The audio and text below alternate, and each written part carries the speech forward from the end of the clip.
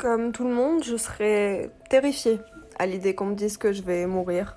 Et je regarderais d'une manière un peu tragique et désespérée les docteurs en espérant une solution. Et cette peur, cette panique, ça montre que de manière instinctive, je veux survivre. Parce que cette panique, c'est l'instinct.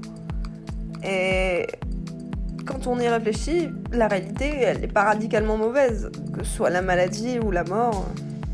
D'ailleurs, qui a dit que je devais survivre ? Qui m'a donné l'idée que c'était normal et que c'était comme ça que c'était fait, que parce que j'étais jeune, j'avais toute la vie devant moi ?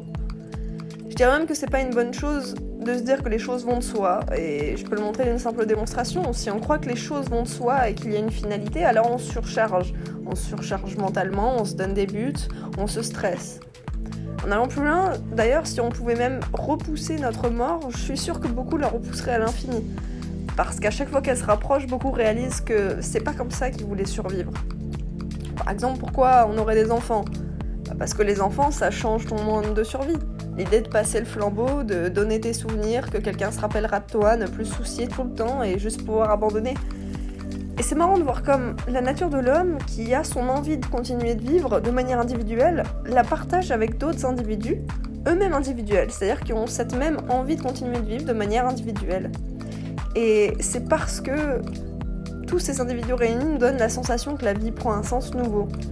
Parce que ce sont eux qui nous rappelleront nos beaux souvenirs d'enfance, comme de bons souvenirs et non plus de la survie. Parce qu'aujourd'hui, on doit tout faire pour survivre, faire du profit. C'est pour ça qu'on va à l'école, c'est pour ça qu'on a un travail, c'est pour ça qu'on se débrouille pour avoir un toit, pour avoir des enfants, une famille. Mais moi, ce que je pense, c'est que quand on n'est plus capable de voir la magie de la vie, de la nature, la simplicité et la beauté des belles choses, alors on meurt.